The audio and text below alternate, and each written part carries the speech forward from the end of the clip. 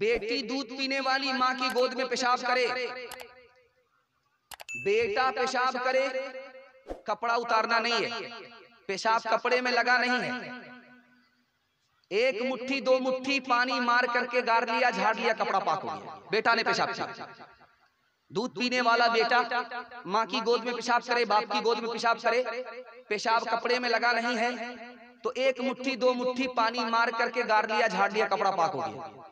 लेकिन अगर बेटी पेशाब करे माँ की गोद में, तो अब कपड़ा उतारना पड़ेगा, बार बार झाड़ना पड़ेगा, बार बार निचोड़ना पड़ेगा, बार बार धोने पड़ेंगे, दाग धब्बे छुड़ाने पड़ेंगे, तब कपड़ा मुकम्मल पाक होगा।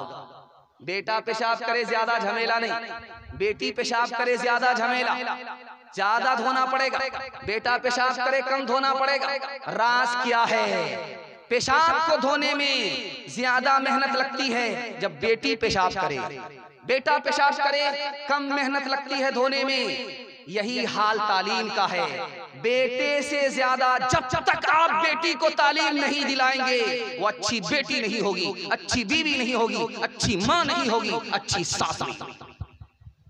इंशाअल्लाह खिलाने पिलाने में आगे रहेंगे, पढ़ाने लिखाने में पीछे रहेंगे। हाथ उठाइए। खैर माशाअल्लाह, डिस ब्रेक मार करके आपने सबूत दिया कि आप बेदार हैं। दिल से दुआ देता हूँ अल्लाह हमारी माँ और बहनों को फातिमा और आयशा का नमूना बनाए। ताली औरतों तुम तो नहीं नफ्स की लज़्ज़त के लिए दहर में आई हो इंसान की अज़मत के लिए। तुमने औलाद को शौहर को दिया अज़्मो कमाल, तुमने बच्चों को सवारा है इमामत के लिए, अपने आगोश में पाला है वली और शहीद, कीमती लाल बिखेरे हैं शहादत के लिए। मर्दी पी पर तो नहीं फर्ज है ज़ुहदो तक़वा, तुम भी तो आई हो इन, तुम भी तो आई हो मौला की इबादत के लिए।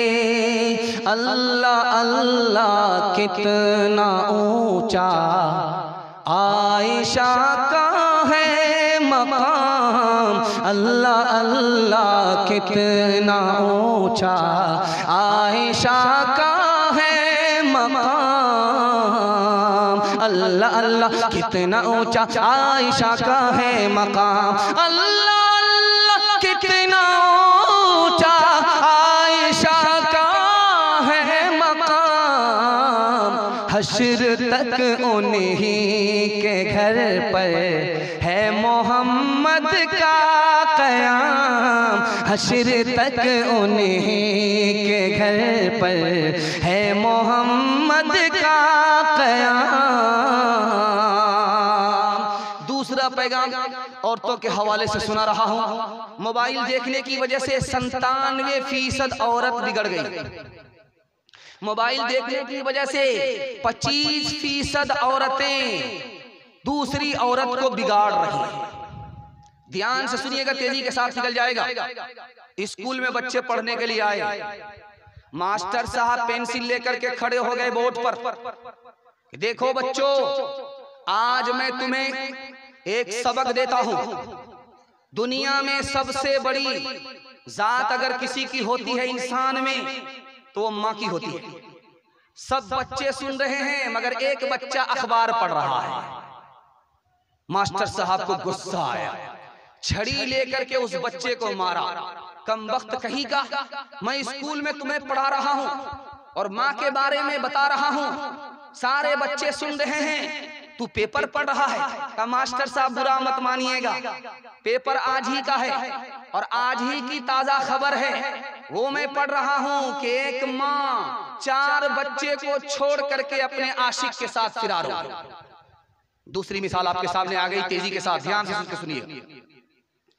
माँ बेटे की तकरार चल रही है, कभी बुरा भला बेटा बोल रहा है तो कभी बुरा भला माँ कह रही है।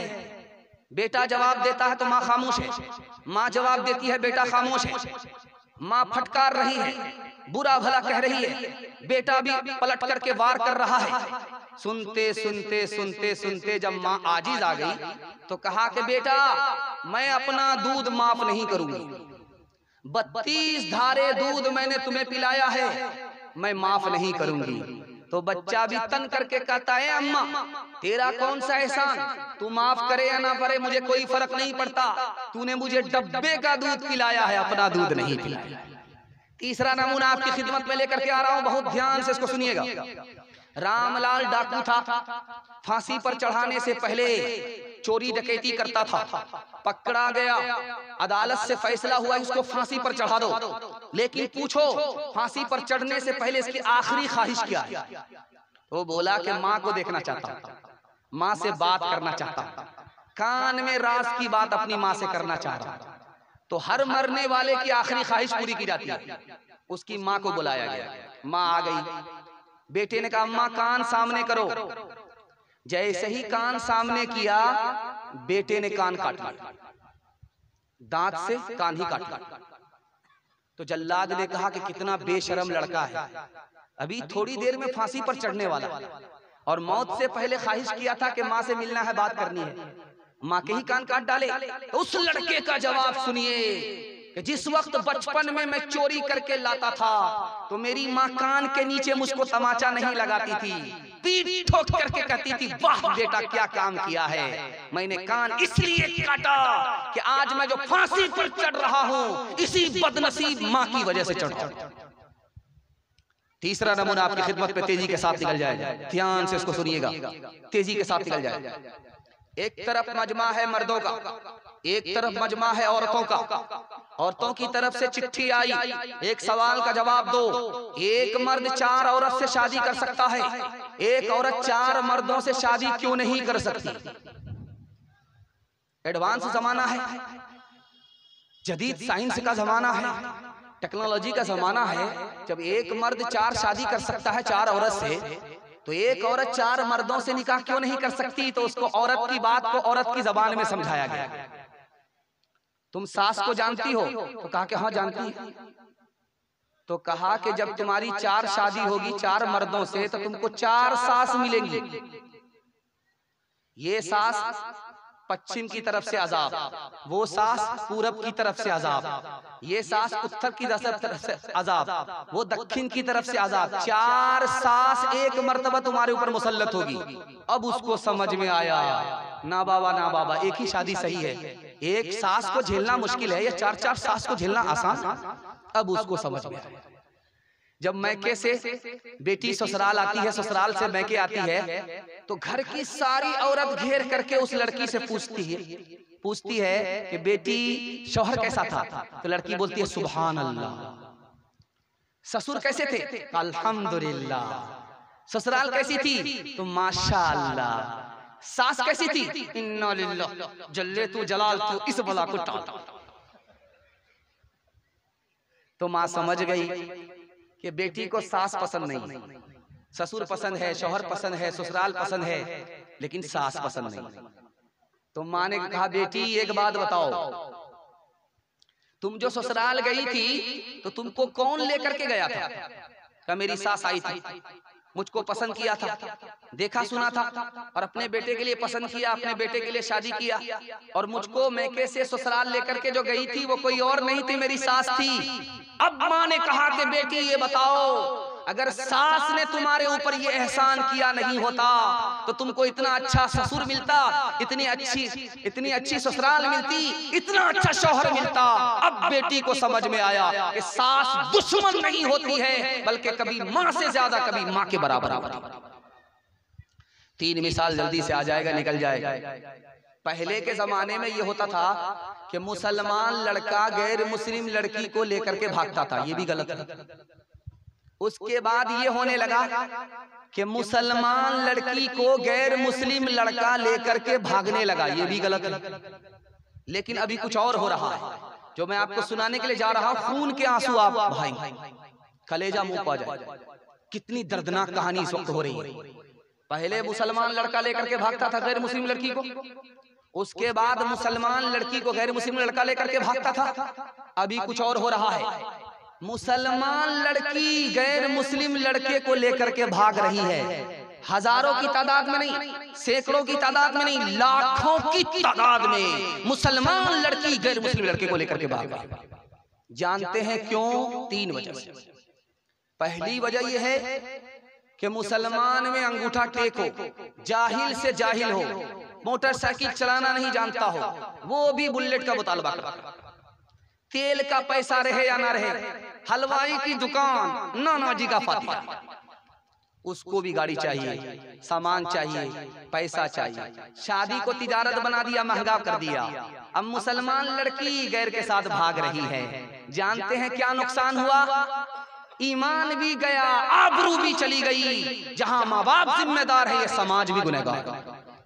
दूसरी बात याद रखिए, तेजी के साथ निकल जाएगा, बहुत अदब के साथ सुनिए, जलसा आपका निकल रहा है और आप बहुत ध्यान से सुन रहे हैं। दिल से दुआ देता हूं, अल्लाह आपके सुनने को, हमारे सुनाने को बेहद कबूल फरमाए। ध्यान से सुनिए। दूसरी वजह, माँ बाप ने जाकर के बेटी का स्कूल में दाखिला करा दिया और आंख बंद करके दाखिला करा दिया। ये भी नहीं देखा कि इसमें लड़के भी पढ़ते। अब लड़की पढ़ने लगी, लड़का से इश्क और मोहब्बत करने लगी, गैर मुस्लिम लड़के के साथ भाग गई। तीसरी वजह, बाप ने स्क्रीन टच मोबाइल बेटी को ला करके दिया। बेटी किससे बात कर रही है, कहां जा रही है, कहां आ रही, कहां से आ रही है, न माँ को मतलब है न बाप को मतलब है। बेटी ने गलत कदम उठाया, गैर को लेकर के भाग गई, आबरू अलग गई, ईमान अलग गया। खुदा ने अगर पूछ लिया माँ बाप से तो कोई जवाब होगा। बेटी की वजह से ये बदनसीब बाप भी जहन्नम में जाएगा, ये बदनसीब माँ भी जहन्नम में जाएगी। 2-3 मिसाल देता हूं, पैगाम खत्म कर रहा हूं, जरा ध्यान से सुनिए। मोबाइल से, फिल्मों से अपने बच्चे को, अपनी बच्ची को दूर रखिए। मैं गारंटी लेकर के जाता हूं, आपके बेटे को अल्लाह अली और उमर बनाएगा, आपकी बेटी को फातिमा और आयशा। ध्यान से सुनिएगा, तेजी के साथ निकल जाए।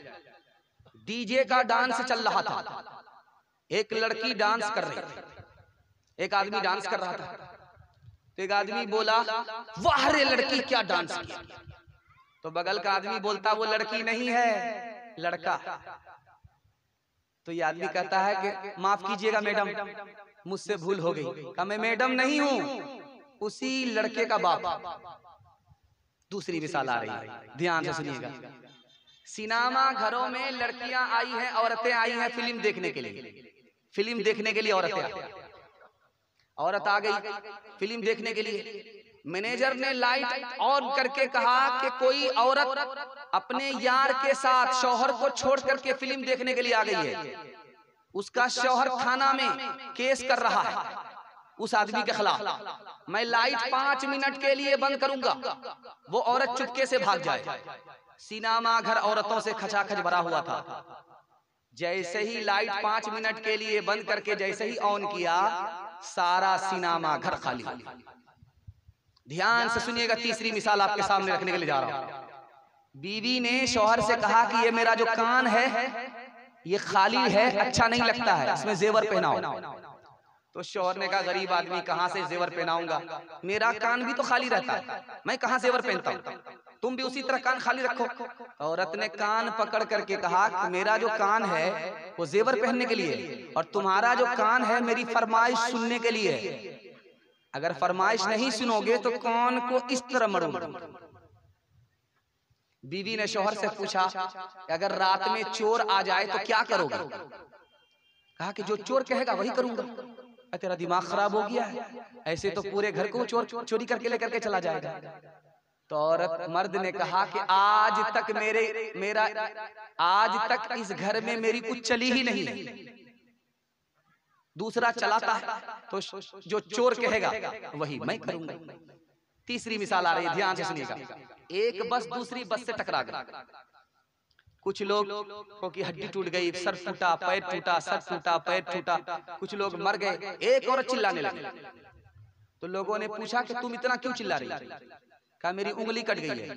कहा लोगों की गर्दन कट गई, वो इतना नहीं चिल्ला रहे, तुम्हारी उंगली कट गई, तुम इतना चिल्ला रही हो। कहा कि मेरी वो उंगली कट गई है जिससे मैं अपने शौहर को नचाया करता। आखिरी मिसाल पर पैगाम को खत्म कर रहा हूं, बहुत ध्यान से इसको सुनिएगा। 47% मर्द पागल होते हैं साल में।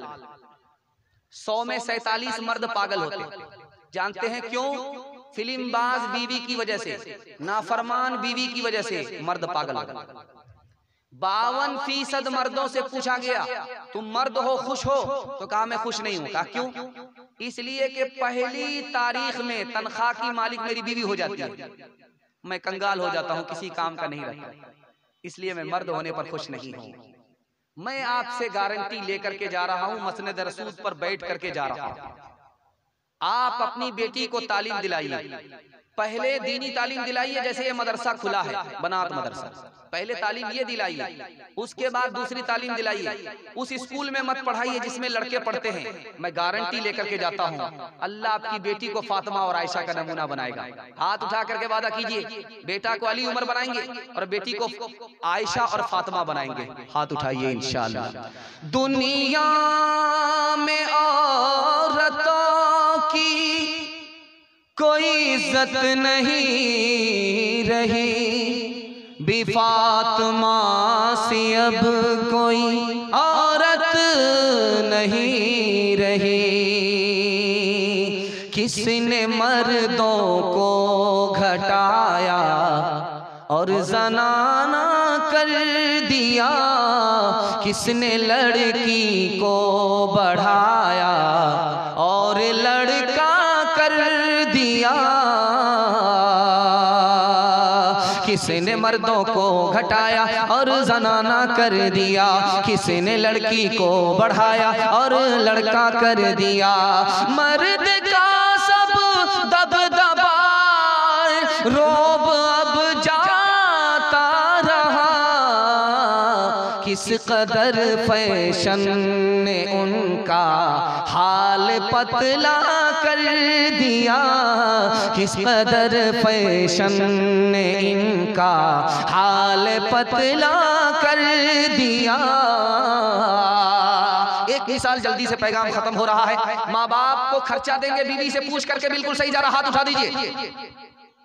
खैर माशाअल्लाह, डिस्क ब्रेक मार करके आपने सबूत दिया, दिल खुश कर दिया। ध्यान से सुनिएगा, डीजे पर डांस चल रहा था, एक लड़की मिसरा पढ़ रही थी। खुदा जाने के किस्मत में हमारी क्या लिखा होगा, खुदा जाने के किस्मत में हमारी क्या लिखा होगा।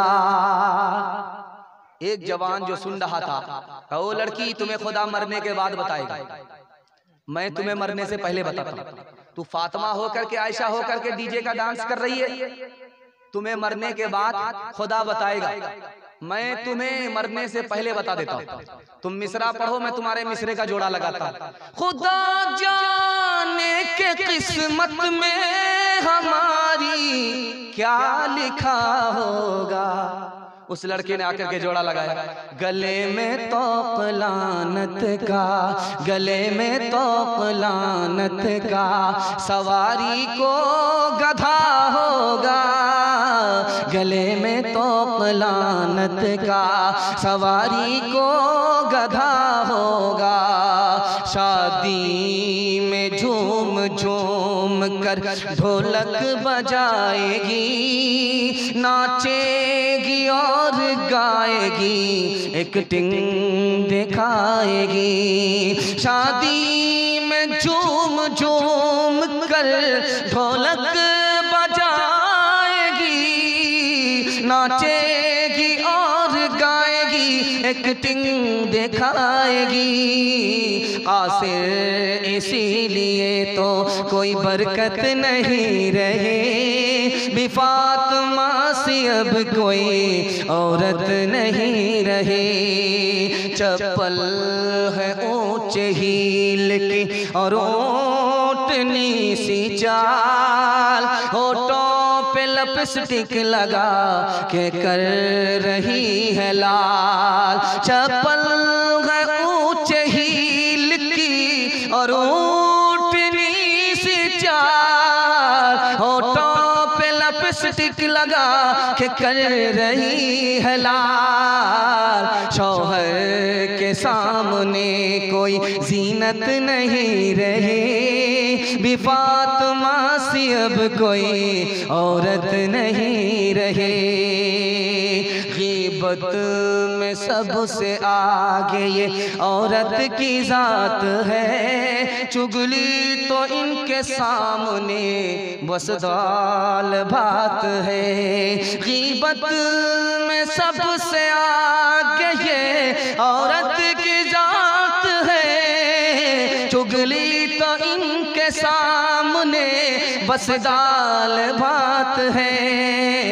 सीने में इनके दीन की अजमत नहीं रही, भी फातिमा सी अब कोई औरत नहीं रही। ध्यान से सुनिएगा, आखिरी पैगाम जल्दी से निकाल रहा हूं बच्चे के हवाले से। आप लोग सुनने के लिए यहां से लेकर के वहां तक तैयार है? दोनों हाथ उठाइए, इंशाल्लाह 3 मिनट में आपका जलसा निकल रहा। सारा काम पहले होगा, निकाह सबसे बाद में करेंगे। हाथ उठाइए इंशाल्लाह।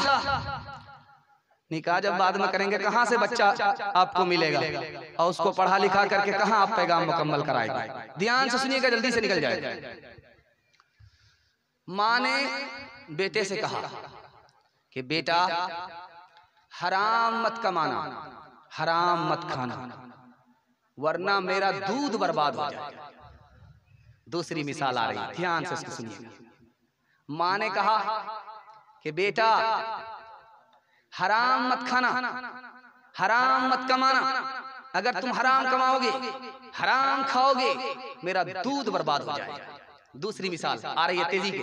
बेटा निकला है मैदान में, अल्लाह के रास्ते में जंग करने के लिए निकला है। माँ ने रोक करके कहा कि बेटा जान दे देना, भागना नहीं, पीठ मत दिखाना। अगर पीठ दिखाओगे, मैदान छोड़ करके भागोगे, अल्लाह के रास्ते में जान नहीं दोगे, तो मैं अपना दूध माफ नहीं करूंगा। तीसरी मिसाल आ रही है, ध्यान से इसको सुनिएगा, नमूना आपकी खिदमत में आ रहा है। बेटे को फांसी पर चढ़ा दिया गया है। माँ लाश के पास आकर के कहती अल्हम्दुलिल्लाह, अल्हम्दुलिल्लाह, अल्हम्दुलिल्लाह।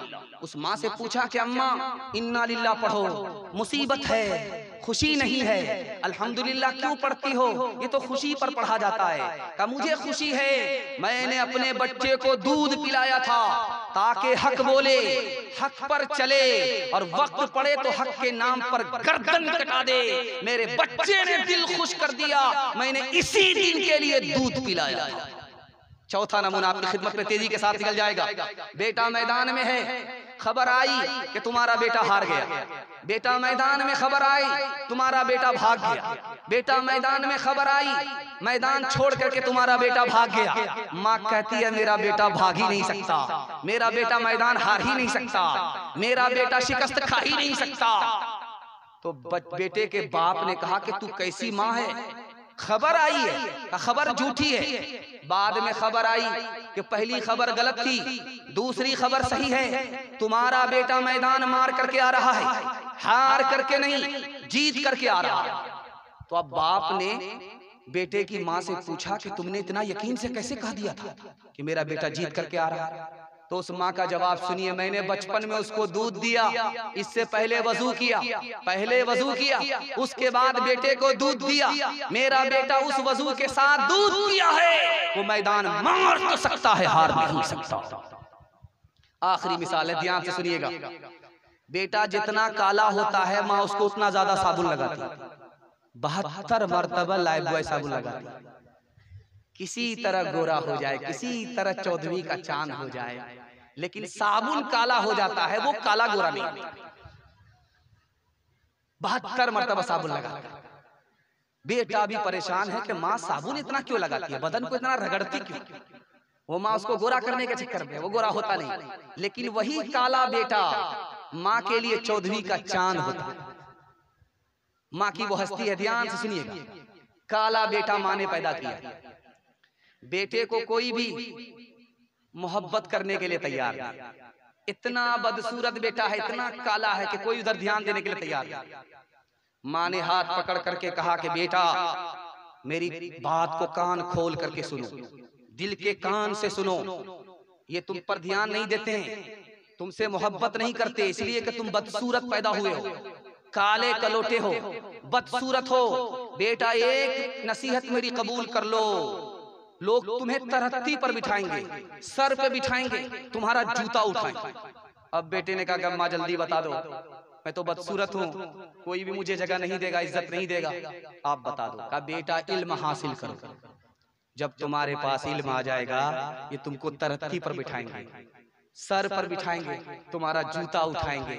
बच्चे ने अपनी माँ की नसीहत को दिल से कबूल किया, रात दिन एक करके ऐसी ऐसी मेहनत की कि अल्लाह उस पर मेहरबान हुआ।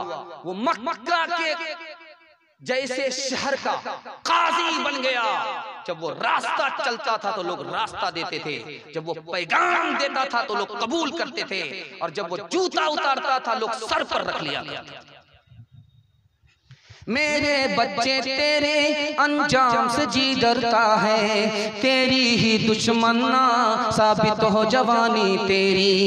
कांप जाती है जिसे सोच के ममता मेरी, किसी बुरे अंजाम को पहुँचे न कहानी तेरी। तेरे बचपन को जवानी की दुआ देती हो, और दुआ दे के परेशान सी हो जाती हो, और दुआ दे के परेशान सी हो जाती हो। मेरे मासूम फरिश्ते तू अभी क्या जाने, तुझको किस किस के गुनाहों की सजा मिलनी है। दीन और धर्म के मारे हुए इंसान की जो नजर मिलनी है वो तुझको खफा मिलनी है। तेरे बचपन को जवानी की दुआ देती हो, और दुआ दे के परेशान सी हो जाती हो। इसमें एक फरमाइश आई है, उसको सुना ही देता हूं, अगर इजाजत है तो सुना देता हूं। हाथ उठा दीजिए इंशाअल्लाह। बैर का दरख्त था, उसके नीचे पेशाब करने के लिए बादशाह बैठा। बैर बड़ा पक्का था, पीला था, टस टस। जैसे ही गिरा बादशाह के मुंह में पानी आ गया। वो चारों तरफ देख रहा, कोई देख तो नहीं रहा, झट से उठाया, धो करके मुंह में रख लिया। रात में मुशायरा चल रहा, एक लड़की कह रही राजा जी मैं तो कह दूंगी। अब इसके कान खड़े हुए कि नालायक लड़की खड़ी खड़ी कहां देख रही थी। अगर आज इसने कह दिया भरी मजलिस में तो इज्जत का तो जनाजा उठ जाए। तो हाथ में मुट्ठी में पैसा लेकर के बादशाह करीब आया लड़की के।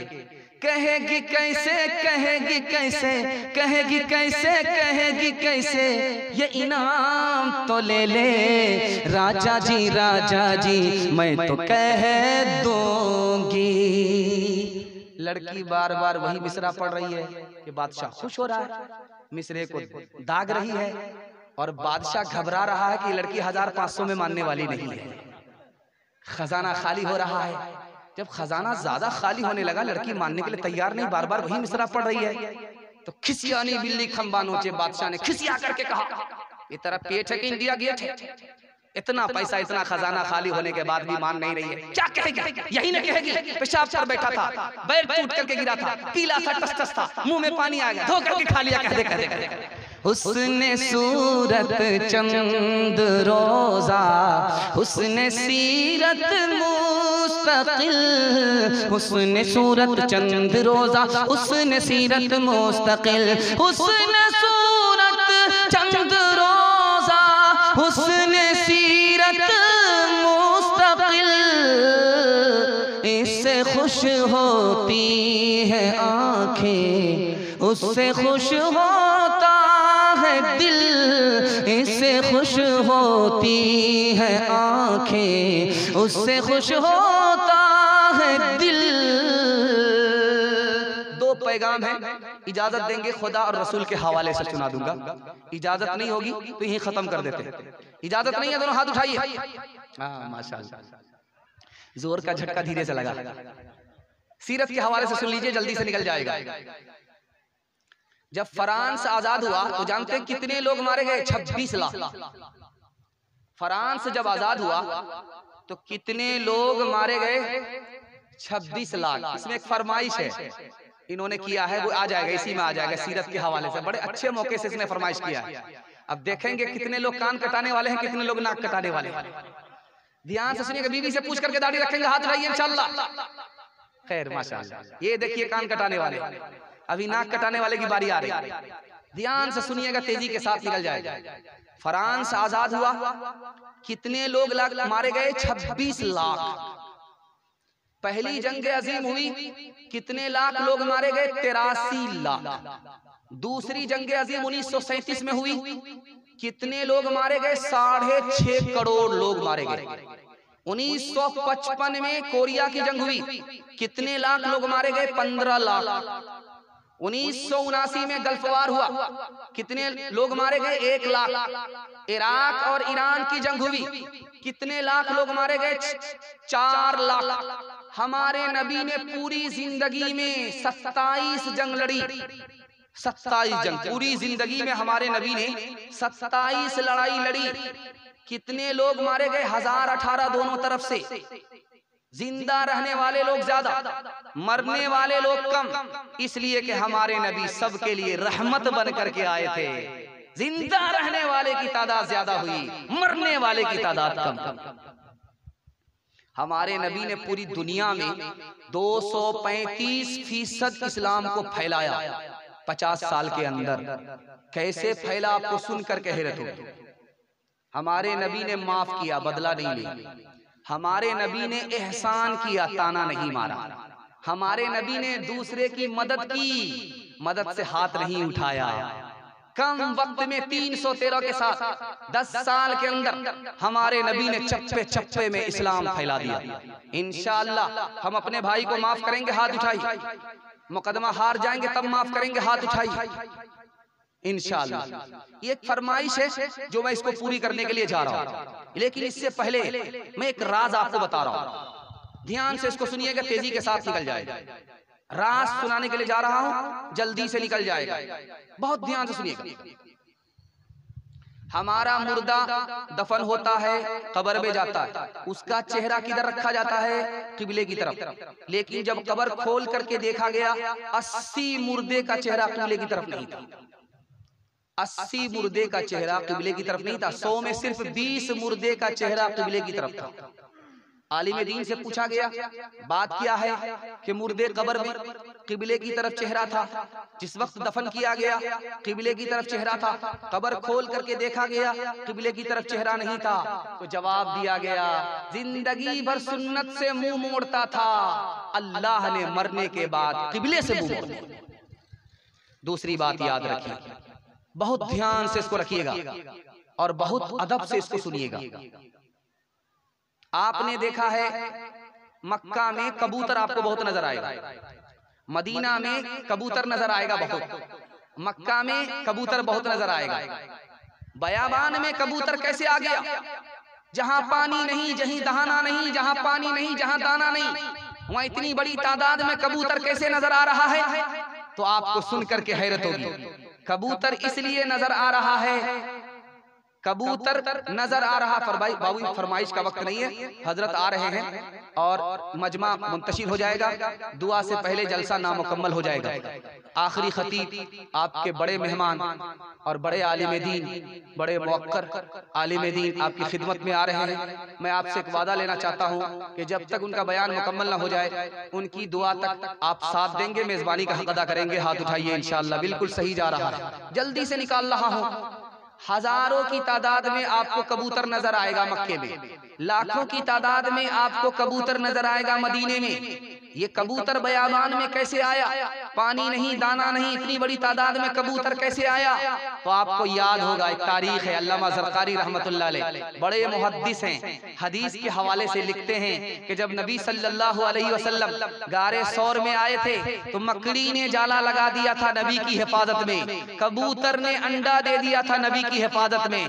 नबी की हिफाजत में कबूतर खड़ा हुआ, अल्लाह ने उसी जोड़े की नस्लों में इजाफा फरमा दिया। लाखों की तादाद में, करोड़ों की तादाद में जो कबूतर नजर आ रहा है, हिफाजत नबी में खड़ा होने वाला जोड़ा था।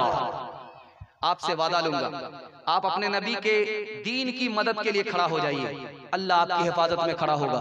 अपने नबी की सुन्नत पर खड़े हो जाइए, अल्लाह आपको सरबुलंदी अता फरमाएगा। हाथ उठाइए इंशाअल्लाह। एक मिसरा था, फरमाइश का सुनाता हूं। मिलाद और जलसा का, मुशायरा का दौर चल रहा था। एक कनकट्टा शायर शेर पढ़ने के लिए आया, उसने मिसरा पढ़ा। महफिले मिलाद में सब आ रहे हैं फूल फूल, महफिले मिलाद में सब आ रहे हैं फूल फूल, आ रहे हैं फूल फूल, महफिले मिलाद में सब आ रहे हैं फूल फूल। इधर से पैसा, उधर से पैसा, इधर से पैसा, उधर से पैसा। उसकी नजर पैसे पर चली गई, मिसरे का जोड़ा लगा नहीं रहा, एक ही मिसरा बार बार रगड़ रहा। सुनते सुनते जब आदमी पक गया, एक आदमी बीच से खड़ा हुआ कि शायर साहब आप मिसरा भूल गए हैं कि आपकी नीयत में खोट है, मिसरे से नजर आपकी हट गई है, पैसे पर चली गई है। तो शायर समझ गया कि ये कहां से कबाब में हड्डी बन गई, कितनी बढ़िया कमाई पर कमाई हो रही थी। खिसियानी बिल्ली खंबा नोचे, खिसिया करके कहा मैं तो अपना मिसरा भूल गया हूँ, आप ही आकर के जोड़ा लगा लीजिए। ये समझ रहा था वो शायर नहीं था, वो शायर का बाप। सुनते ही ऊपर आ गया, शायर साहब आपके कान कटे हुए माँ के पेट से आप इसी हाल में आए, आपको गुस्सा ज्यादा आता है। मैं मिसरे का जोड़ा इस शर्त पर लगाऊंगा, आप बुरा नहीं मानेंगे। इसमें बुरा मानने की क्या बात है, आप मिसरे का जोड़ा लगाएंगे, मुझे खुशी होगी। तो उसने मिसरा पढ़ा। महफिले मिलाद में सब आ रहे हैं फूल फूल, उसने आकर के जोड़ा लगाया। कान काटे हैं खुदा ने, नाक काटेंगे रसूल, नाक काटेंगे रसूल, कान काटे हैं खुदा ने, नाक काटेंगे रसूल, नाक काटेंगे रसूल। अपने खुदा को सीधे रमजान में और कुरान को सीधे जनाजे पर और अपने नबी को सीधे रबीउल अव्वल में याद रखेंगे। हाथ उठाइए, बिल्कुल सही जा रहा है। ये देखिए नाक कटाने वाले लोगों को देख लीजिए। ज़मज़मों का सरो तस्नीम लिख नहीं सकता, ऐ नबी आपकी ताज़ीम लिख नहीं सकता। मैं अगर 7 समंदर निचोड़ दूँ राहत, आपके नाम की एक मीम लिख नहीं सकता। जब जुबां मुस्तफा ने हिलाई, जब जुबां मुस्तफा ने हिलाई, लब पे अल्लाह की बात आई। दस्ते कुदरत ने ऐसा बनाया तुझे, जुमला औसाफ से खुद सजाया तुझे। ऐ अज़ल के हंसी, ऐ अबद के हंसी, ऐ अज़ल के हंसी, ऐ अबद के हंसी, तुझसा कोई नहीं, तुझसा कोई नहीं। तुम जहाँ तक न पहुँचे फरिश्तों, है वहाँ तक हमारी रसाई। 3 वादा दीजिए, आपके घर में कभी आफत और मुसीबत नहीं आएगी। आप तजर्बा करके देख लीजिएगा, मैं गारंटी लेकर के जाता हूँ। मुसीबत आती है गुनाह की वजह से, आफत आती है गलत कमाने की वजह से, गलत माहौल में रहने की वजह से। हाथ उठा करके वादा कीजिए, इंशाल्लाह गुनाह नहीं करेंगे, गलत नहीं कमाएंगे, गलत माहौल में नहीं जाएंगे। आज गुनाह करेंगे, कल फुर्सत से तौबा कर लेंगे। हाथ उठाइए। न किताबों से नवाजों से नजर से पैदा, दीन होता है बुजुर्गों की नजर से पैदा।